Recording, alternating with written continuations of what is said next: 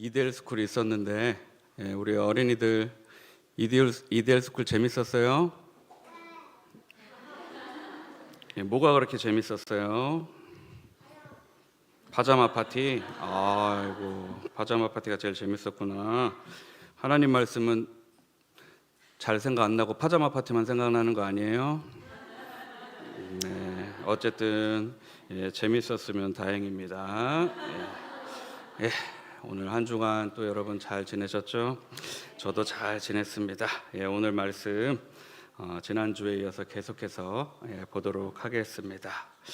오늘 우리가 읽은 말씀은요, 사무엘 하 5장 6절부터 25절 말씀입니다. 내용은요, 바로 다윗이 이제 온 이스라엘의 왕이 된 이후의 이야기입니다. 이스라엘의 1대 왕 누구죠? 사울 왕이죠. 사울 왕이 죽고 나서 이스라엘은 둘로 나뉘고 분열되어 혼란을 겪었습니다. 헤브론에서 다윗은 기름 부음을 받고 유다의 왕이 되었지만 여전히 이스라엘 사울 왕가는 이스보셋을 왕으로 세워 나라는 둘로 분열되었고 또한 이 둘 사이에 다툼과 서로 죽고 죽이는 전쟁으로 인하여 혼란은 가중되고 있었습니다. 하지만 다윗은요, 이러한 혼란의 시기, 이런 어둠의 시기에 인간적인 방법이나 세상적인 방식으로 국가를 통일하려 하지 않고 온전히 하나님의 방법, 하나님의 때를 기다림으로 나라를 통일했습니다. 이제 드디어 다윗은 온 이스라엘, 통일 이스라엘의 왕이 되었습니다. 하지만 이러한 이스라엘이 통일로 가는 여정은 단순히 다윗이 성공했다, 그런 기록이 아닙니다. 오늘 본문은 하나님이 세우신 왕이 어떤 방식으로 살아가는가, 그리고 더 나아가 하나님의 백성은 어떻게 살아야 하는가에 대해서 보여줍니다. 사무엘의 말씀은 다윗의 통치가 어떻게 확립되는지를 보여주며 동시에 뒤이어 올 왕들이 배워야 할 기준이 무엇이고 궁극적으로 더 큰 다윗, 바로 예수 그리스도의 메시아 왕국을 바라보게 하는 말씀입니다. 다시 말해 사무엘아 말씀은 다윗 한 사람의 무용담이 아니라 하나님 나라의 백성으로서 삶의 원리를 가르치는 말씀입니다. 특별히 오늘 본문 사무엘하 5장 6절에서 25절은요, 두 장면으로 나눌 수 있습니다. 6절부터 16절까지는 예루살렘을 정복한 내용이고요, 17절부터 25절까지는 블레셋과의 두 차례의 전쟁 이야기입니다. 겉으로 보면 서로 다른 사건처럼 보입니다. 그러나 자세히 보면 이 두 사건은 공통된 메시지를 보여줍니다.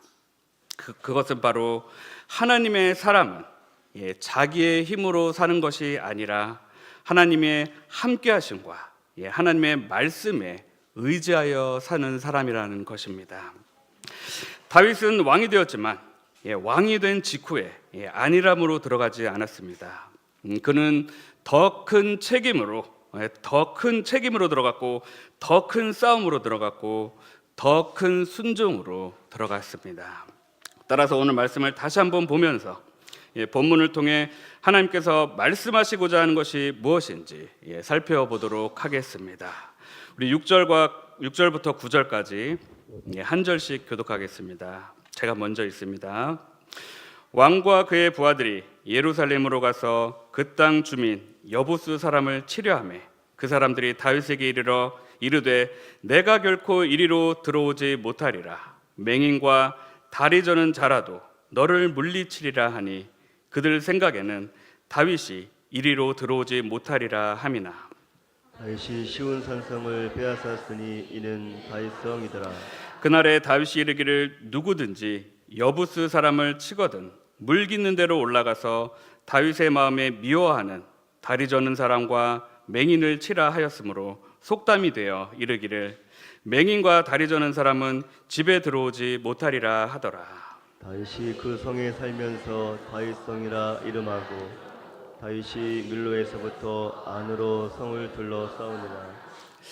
다윗이 온 이스라엘을 통일하고요. 처음으로 예루살렘을 정복하러 갑니다. 이는 다윗이 예루살렘을 수도로 삼고자 했기 때문입니다. 다윗이 이스라엘을 통일한 이후 헤브론에서 예루살렘으로 천도하려는 그 이유는 무엇이었을까요? 예루살렘의 뜻이 무엇일까요? 바로 평화의 도시라는 뜻입니다. 통일 이스라엘에게 있어서 정치적으로, 지형적으로, 종교적으로 예루살렘은 여러 가지 이점이 있었기 때문입니다. 먼저 헤브론은 유다에서 볼 때는 중심이었지만 온 이스라엘로 볼 때는 약간 남쪽에 있었습니다. 그러나 예루살렘은 온 이스라엘을 다스리기에 아주 좋은 중심부에 자리 잡고 있었습니다. 또한 예루살렘은 지형적으로 적에게 방어가 유리한 환경이었습니다. 주위가 깊은 골짜기로 형성되었고 성읍 자체가 고지에 자리 잡고 있는 천혜의 방어 요새였습니다. 또한 예루살렘 동쪽 기드론 골짜기에는 기온샘이 있어 충분한 수원을 확보하고 있었습니다. 또한 예루살렘은 유다와 베냐민 지파의 경계지였습니다. 따라서 예루살렘은 두 지파 간의 심각한 갈등을 해소시키며 더 나아가 온 나라의 화합을 도모할 수 있는 적합한 도읍지였던 것입니다. 따라서 다윗은 수도를 헤브론에서 예루살렘으로 옮기자 했던 것입니다. 그런데 당시 예루살렘은 여부스 사람이 살고 있었습니다. 여부스 사람은 누구입니까? 먼 옛날 여호수아 시기 이스라엘이 가나안을 정복하기 이전부터 예루살렘과 그 주변 산간 지역에 계속해서 살았던 가나안의 7 족속 중 하나가 바로 여부스 사람이었습니다. 이들은 여호수아 당시 이스라엘의 침공을 받아 일시적으로 도망가기도 했지만 완전히 정복당하지는 않았습니다. 그 후 사사 시대에 이르러서도 유다 및 베냐민 지파도 그들을 완전히 쫓아내지 못해서 그들은 점차 세력을 확보하고 마침내 예루살렘을 그들의 방어 기지로 삼게 됩니다. 6절에 보면 여부스 사람들이 다윗에게 내가 결코 이리로 들어오지 못하리라 라고 호언장담을 합니다. 그들이 이럴 수 있었던 까닭은 예루살렘의 지형적인 이점 때문이었습니다. 예루살렘은 당시 가나안을 남북으로 연결시켜주던 주요 도로인 왕의 대로에서 멀리 떨어져 있었고요. 예루살렘 남쪽과 동쪽의 성벽은 절벽과도 같은 가파른 언덕 위에 세워져 있었기 때문이었습니다. 또한 예루살렘 주변에는 외적의 침입을 막아주는 깊은 골짜기가 있어서 천혜의 방어 역할을 하고 있었습니다.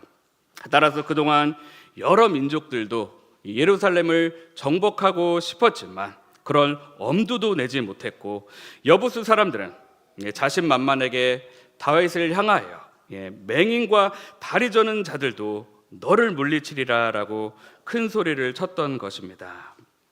하지만 여러분, 여부스 족속은요, 과거 이스라엘 민족이 당시 최강대국 이집트를 떠나 홍해를 건넌 소문을 잇고 있었고요. 가나안의 수많은 민족을 정벌한 역사도 있고 있었고요. 철옹성 같은 여리고성을 무너뜨렸던 사실도 망각하고 있었습니다. 즉 전쟁은 바로 하나님께 속한 것임을 그들은 잊고 있었습니다. 또한 다윗과 이스라엘도 그만큼 예루살렘을 정복하는 것이 어려운 일임을 누구보다도 더 잘 알고 있었을 것입니다.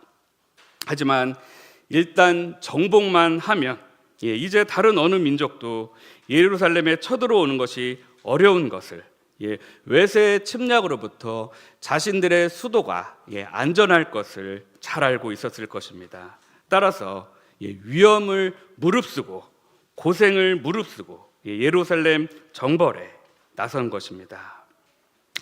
우리도 마찬가지입니다. 비록 지금 신앙생활이 어렵고 지금 말씀대로 사는 것이 힘들지만 이렇게 사는 것이 하나님의 뜻이고 천국 백성이 당연히 해야 할 삶이기에 하나님을 바라보고 저 천국을 바라보며 우리가 고생을 무릅쓰더라도 신앙생활을 잘 해야 하는 것입니다. 7절에 드디어 다윗이 예루살렘을 정복하였다고 나옵니다. 예루살렘은 시온 산성이었고 다윗 성이 되었습니다. 이 시온이란 무엇입니까? 시온은 요새 성체라는 히브리어이지만 하나님께서 거룩하게 거하시는 곳, 구원받은 백성들이 모이는 곳, 바로 그런 성읍을 의미합니다. 다윗이 드디어 예루살렘 시온 산성을 정복하고 이를 다윗성이라고 불렀습니다. 8절에 보면 천혜의 난공불락, 여부스 족속의 맹인과 다리 저는 자도 적을 방어할 수 있다는 그 어려운 예루살렘을 다윗이 어떻게 정복했는지 나옵니다. 예루살렘 남동쪽에는요 기온 샘이 있었습니다. 이 샘은 예루살렘에 물을 공급하는 그 사람들의 젖줄과 같은 남쪽 물을 공급하는 그런 샘이었습니다. 이 샘에서 물이 흘러나와 남쪽 저수지에 도달하면 그 물을 예루살렘으로 끌어올리기 위해 수직으로 파놓은 수도관, 갱도가 있었다고 합니다. 이 갱도는 성 안에서 성 밖으로 연결되어 있었기 때문에 난공불락의 예루살렘 성 안으로 외부의 군사들이 침입해 들어갈 수 있는 아주 통로 역할을 할 수 있었습니다.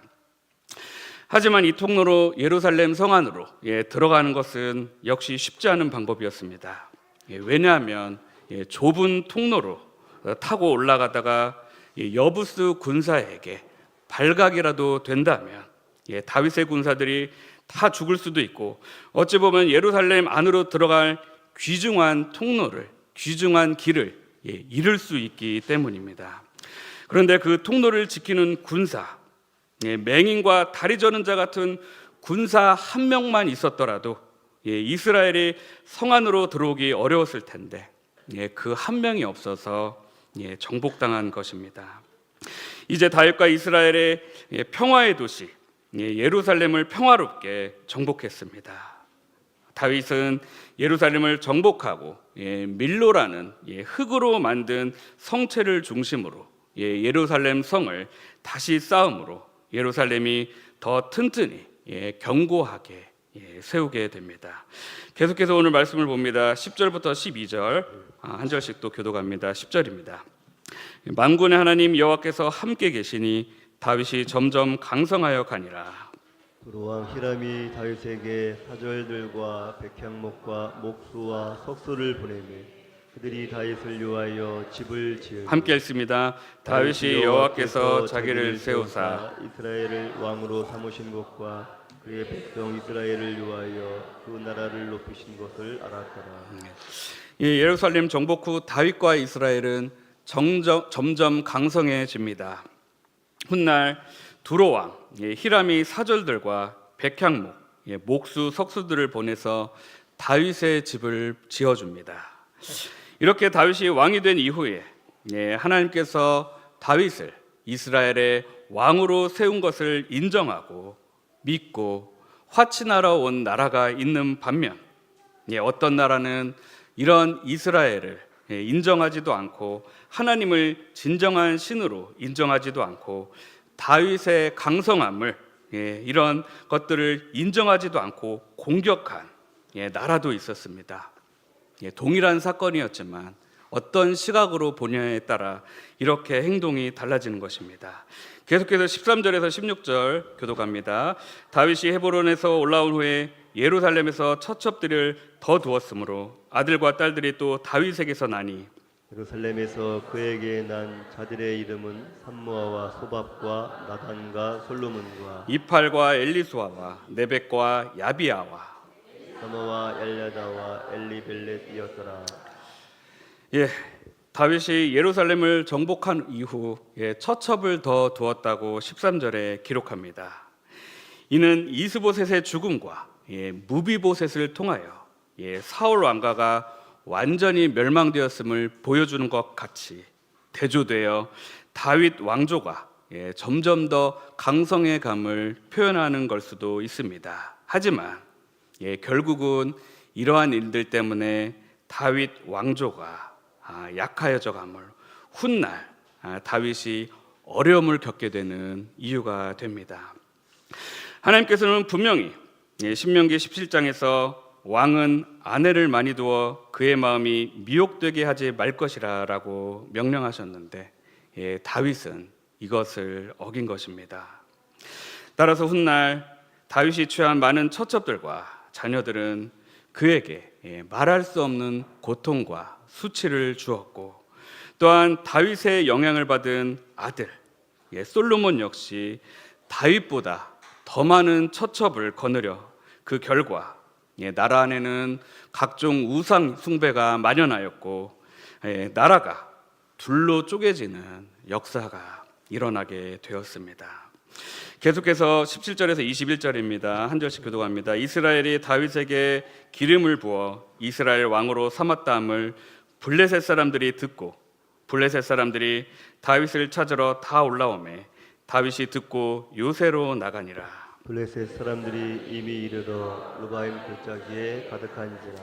다윗이 여호와께 여쭈어 이르되 내가 블레셋 사람에게로 올라가리이까 여호와께서 그들을 내 손에 넘기시겠나이까 하니 여호와께서 다윗에게 말씀하시되 올라가라 내가 반드시 블레셋 사람을 내 손에 넘기리라 하신지라. 다윗이 바알브라심에 이르러 거기서 그들을 치고 다윗이 말하되 여호와께서 물을 흠같이 내 앞에서 내 대적을 흩으셨다 하므로 그곳 이름을 바알브라심이라 부르니라. 21절 같이 있습니다. 거기서 블레셋 사람들이 그들의 우상을 버렸으므로 다윗과 그의 부하들이 치우니라. 다윗이 하나님의 기름 부음을 받고 온 이스라엘의 왕이 되었을 때 다윗과 화친을 맺고 다윗의 집을 지어주었던 그런 나라가 있던 반면 오히려 다윗을 치러 온 나라도 있었습니다. 본문 17절에서 21절은 블레셋의 두 차례 공격 중 첫 공격을 묘사하는 구절입니다. 이때 다윗은 하나님께 묻습니다. 내가 블레셋 사람에게로 올라가리이까 여호와께서 그들을 내 손에 넘기시겠나이까. 하나님께서 대답하십니다. 올라가라.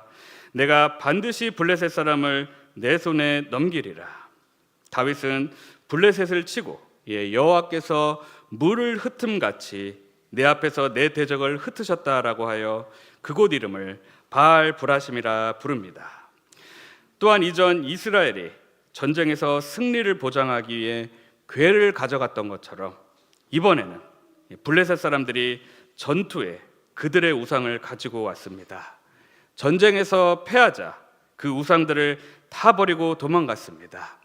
이렇듯 그들의 신들은 하나님 앞에서 아무 힘도 없고 의미도 없는 것들이었습니다.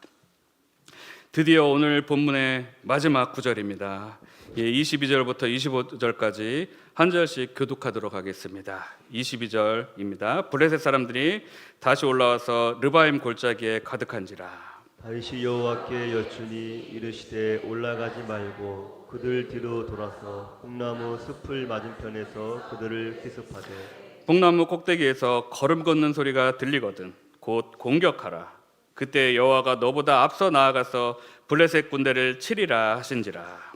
이에 다윗이 여호와의 명령대로 행하여 블레셋 사람을 쳐서 게바에서 게셀까지 이르니라.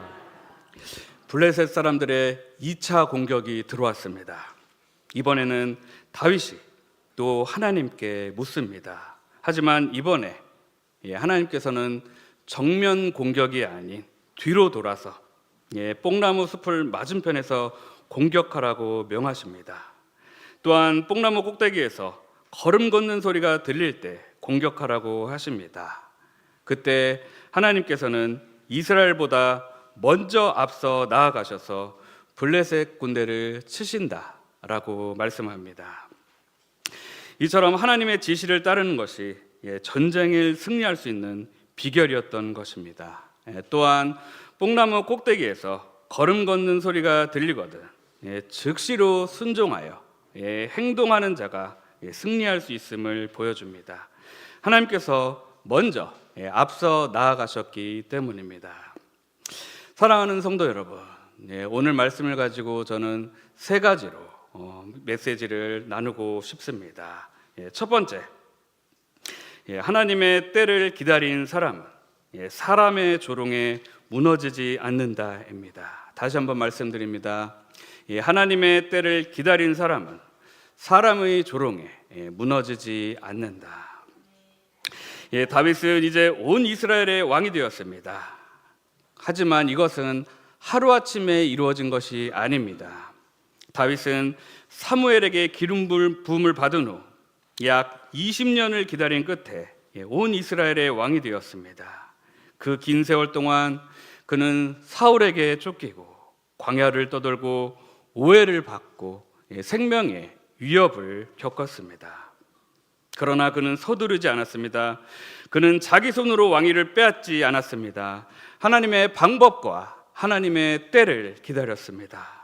그렇게 기다리면 왕이 되지 못할 수도 있었고 왕이 되어도 재위 기간이 짧아질 수도 있었지만 다윗은 결국 왕이 되었고 하나님께서는 그에게 40년이라는 충분한 통치 기간을 허락하셨습니다. 이것이 믿음입니다. 믿음이란 조급함의 반대입니다. 그리고 왕이 된 후 다윗이 가장 먼저 한 일 중 하나가 예루살렘을 향해 나아가는 것이었습니다. 왜 예루살렘이었습니까? 바로 예루살렘은 온 이스라엘의 중심이자 유다와 북쪽 지파들을 연결하는 장소였으며 천혜의 요새였습니다.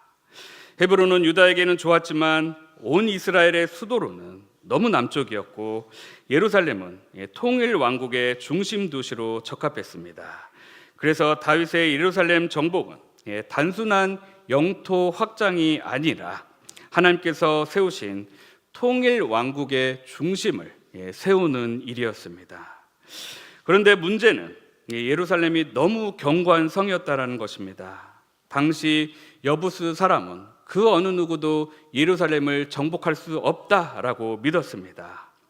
가파른 비탈길, 튼튼한 성벽, 그 어떤 민족도 감히 정복하려는 도전을 하지 못했던 장소였습니다. 그래서 그들은 다윗을 조롱합니다. 맹인과 다리 저는 자라도 너를 물리치리라. 이것은 단순한 말장난이 아닙니다. 너는 절대로 여기 들어오지 못한다라는 교만한 확신이었습니다. 여부스 사람들은 그런 예루살렘에 대한 자신감이 있었기 때문에 그런 조롱을 할 수 있었던 것입니다.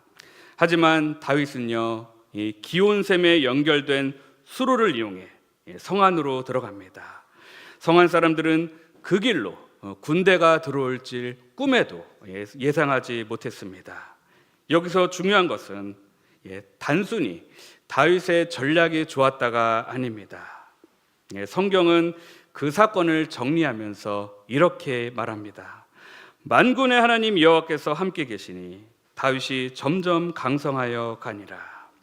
다윗이 강해진 이유는 그의 전략 때문이 아니라 여호와 하나님께서 그와 함께 하셨기 때문입니다.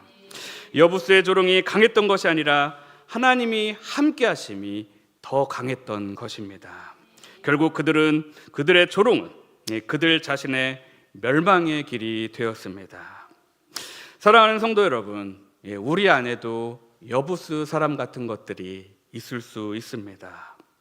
너무 오래되어 굳어버리고 바뀌지 않을 것 같은 문제, 늘 그 자리에 있는 것 같은 죄의 습관, 가정 안에 오래된 상처, 교회 안에 풀리지 않는 과제, 내 마음속 깊은 어둠이 있을 수 있습니다. 그리고 그 문제들은 우리를 조롱합니다. 너는 안 된다. 이건 못 바꾼다. 여기까지가 너의 한계다. 그러나 하나님의 사람은요, 조롱의 소리에 자기의 인생을 맡기지 않습니다. 사람은 성벽만 보지만 하나님은 길을 보이십니다. 사람은 막힌 문만 보지만 하나님은 수로를 아십니다. 사람은 불가능하다고 말하지만 하나님은 들어가라라고 말씀하십니다.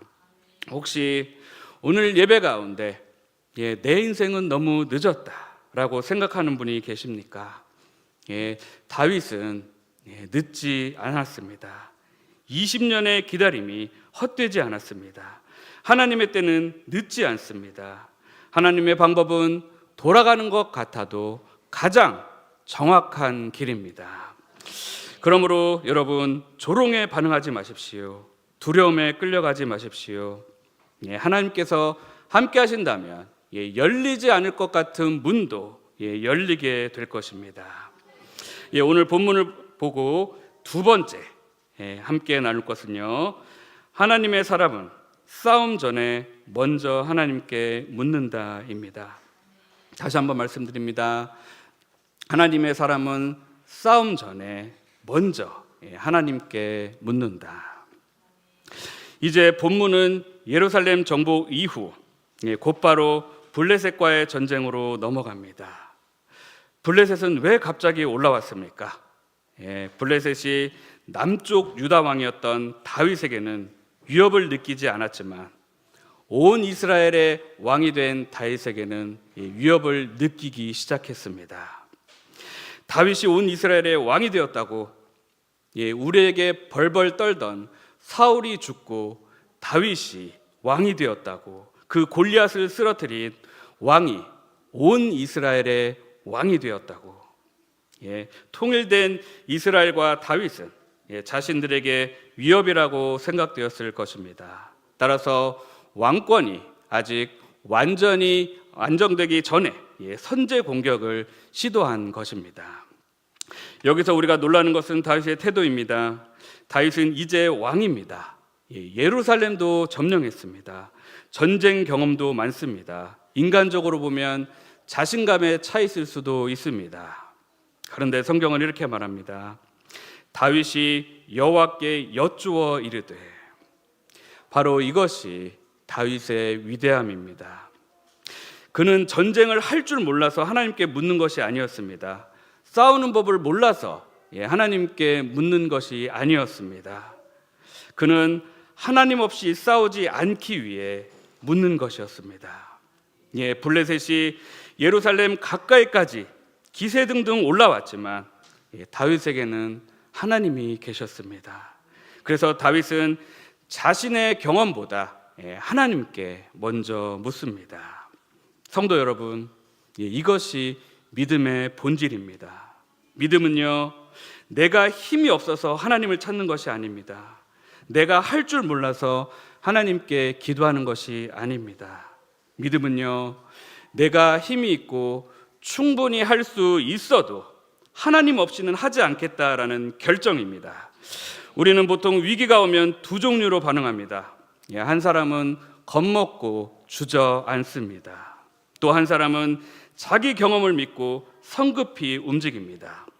그러나 다윗은요, 둘 다 하지 않았습니다. 그는 하나님께 물었습니다. 우리도 마찬가지입니다. 가정의 문제 앞에서 먼저 사람을 찾기 전에 하나님께 물어야 합니다. 미래와 진로 문제 앞에서도 먼저 하나님께 물어야 합니다. 교회의 중요한 결정을 내리기 전에 회의보다 먼저 기도가 있어야 합니다.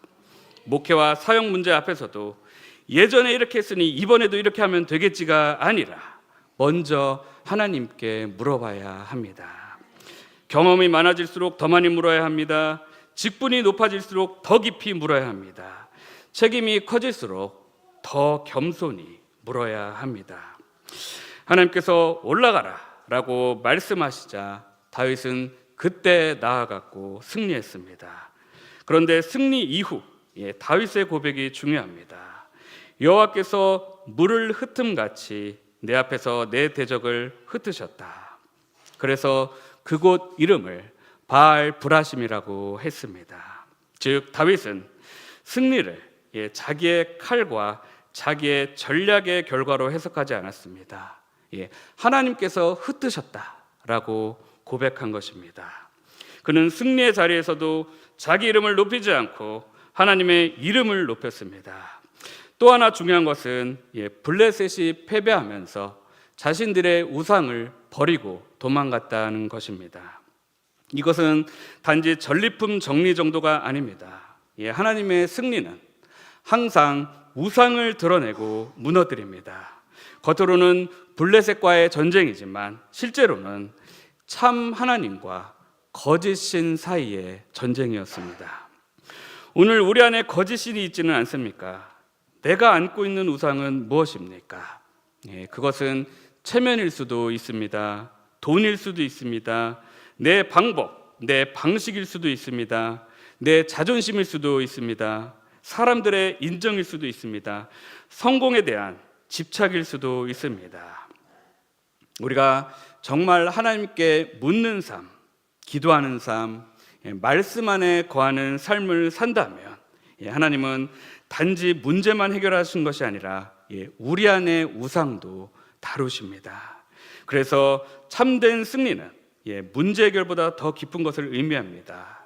참된 승리는요, 내 뜻이 꺾이고 하나님의 뜻이 서는 것입니다. 마지막으로 세 번째, 하나님의 승리는 어제의 경험이 아니라 오늘의 순종으로 주어진다. 다시 한번 말씀드립니다. 하나님의 승리는 어제의 경험이 아니라 오늘의 승리로 주어진다입니다. 블레셋은 한 번 패배하고 끝내지 않았습니다. 다시 올라옵니다. 다시 르바임 골짜기에 가득합니다. 바로 여기서 신앙의 중요한 시험이 시작됩니다. 첫 번째 전쟁에서 이겼던 사람은요, 두 번째 전쟁에서 교만해질 수 있습니다. 한 번 해봤으니 이번에는 알지, 지난번처럼 하면 되겠지, 이 정도야 이제 익숙하지. 그러나 다윗은요, 그렇게 하지 않았습니다. 성경은 다시 한번 다윗이 여호와께 여쭈니라고 말합니다. 이것이 바로 다윗의 깊이입니다. 그는 첫 번째 승리를 두 번째 순종의 대체물로 사용하지 않았습니다. 그런데 놀랍게도 이번에는 하나님의 지시가 그 전과는 완전히 달랐습니다. 지난번에는 곧장 올라가라고 명령하셨지만 이번에는 올라가지 말고 그들 뒤를 돌아서 뽕나무 숲을 맞은편에서 기습하라라고 말씀하십니다. 같은 적인데 다른 전략입니다. 같은 전쟁인데 다른 순종입니다. 하나님은 다윗에게 어제의 방식이 아니라 오늘의 말씀을 주셨습니다. 그리고 하나님은 하나의 표징을 주십니다. 뽕나무 꼭대기에서 걸음 걷는 소리가 들리거든 곧 공격하라. 그때 여호와가 너보다 앞서 나아가서 블레셋 군대를 치리라. 이것은 여호와께서 친히 앞서 나아가셔서 싸우시는 그런 거룩한 전쟁임을 의미합니다. 중요한 것은요, 다윗이 먼저 뛰쳐나간 것이 아니라 하나님께서 먼저 나아가셨다라는 것입니다. 다윗은요, 하나님의 타이밍에 맞추어서 움직였습니다. 그는 자신의 감정의 속도로 싸우지 않았고 하나님의 신호에 따라 움직였습니다. 여기서 중요한 것은요, 다윗이 블레셋을 이긴 것이 아니라 다윗이 하나님의 명령에 순종했다라는 것입니다. 성경은 마지막 절에서 이에 다윗이 여호와의 명령대로 행하여라고 정리합니다. 다윗의 강함의 원천은 군사력이 아니었습니다. 그의 지혜가 아니었습니다. 그의 책략이 아니었습니다. 무엇이었습니까? 바로 하나님 명령에 대한 순종이었습니다. 그의 군대의 힘도 결국 하나님으로부터 온 것입니다. 사랑하는 성도 여러분, 이것은 오늘 교회와 우리의 삶에 매우 중요한 것입니다. 우리는 종종 과거의 은혜를 현재 순종 대신 사용하려고 합니다. 예전에 내가 은혜를 많이 받았지, 예전에 우리 교회가 참 좋았지, 예전에 그 방식대로 잘 됐지, 예전에 하나님께서 역사하셨지. 물론 감사한 일입니다. 그러나 어제의 은혜가 오늘의 순종을 대신할 수 없습니다. 어제의 체험이 오늘의 기도를 대신할 수 없습니다. 어제의 방식이 오늘의 인도를 보장하지 않습니다. 블레셋은 다시 올라옵니다. 문제는 다시 옵니다. 시험은 다시 옵니다. 그때 필요한 것은 지난번처럼이 아니라 주님, 이번에는 어떻게 해야 합니까? 라는 것입니다. 오늘날 대한민국 교회와 성도들이 회복해야 할 것이 바로 이것입니다. 프로그램보다 순종입니다. 속도보다 분별입니다. 자기 확신보다 하나님의 방법입니다. 열심보다 먼저 묻는 태도입니다. 하나님은 여전히 앞서 가십니다. 문제는 하나님이 안 계신 것이 아니라 우리가 하나님보다 앞서가는 것입니다. 그래서 넘어집니다. 그래서 지칩니다. 그래서 사역이 메마릅니다. 그래서 관계가 깨지고 사람들이 떠납니다. 하나님보다 빨리 움직이면 아무리 열심히여도 헛수고가 될 수 있습니다. 그러나 하나님이 앞서 가실 때 따라가면 길이 열립니다. 오늘 말씀을 마무리하겠습니다. 사랑하는 성도 여러분, 오늘 본문은 우리에게 여러 가지를 말씀합니다. 다윗은 하나님의 때를 기다렸습니다. 그래서 사람들의 조롱에 무너지지 않았습니다. 다윗은 전쟁보다 먼저 하나님께 물었습니다. 그래서 승리를 자기 공로가 아니라 하나님께서 흩으셨다고 고백했습니다. 다윗은 두 번째 전쟁에서도 다시 물었습니다. 그래서 어제의 경험이 아니라 오늘의 순종으로 승리했습니다. 이 세 가지를 한 문장으로 줄이면요, 하나님의 사람은 기다리고 묻고 순종합니다.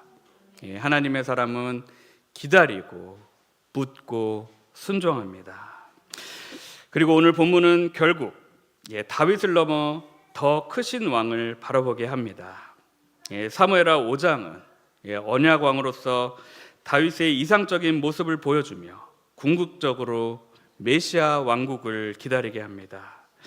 다윗이 앞장서 싸운 왕이었다면 예수 그리스도는 죄와 사망의 권세를 깨뜨리시고 자기 백성보다 미리 앞서가시는 참 왕이십니다.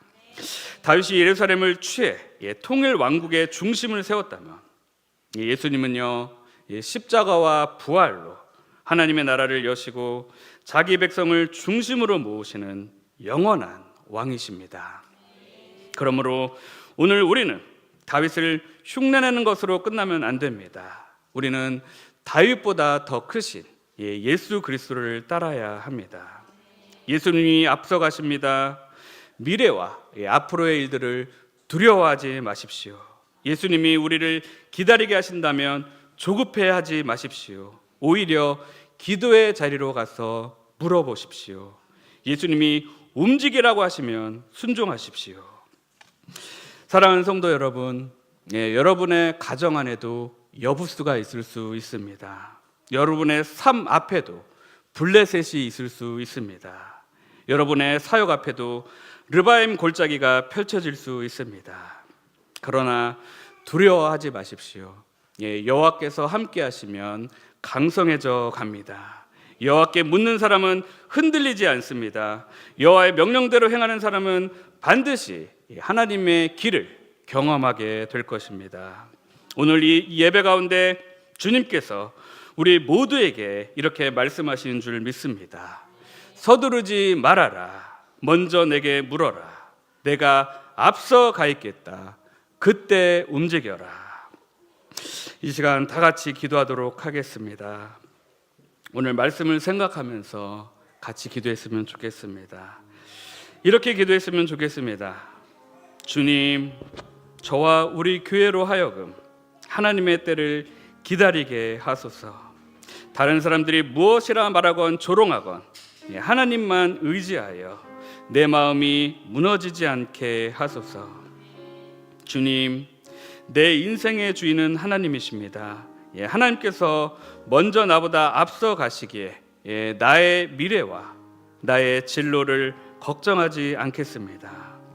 주님, 저와 우리 교회가 어제의 경험을 의지하는 것이 아닌 오늘의 순종으로 이루어지게 하소서. 이 시간 같이 이렇게 기도했으면 좋겠습니다. 기도하겠습니다.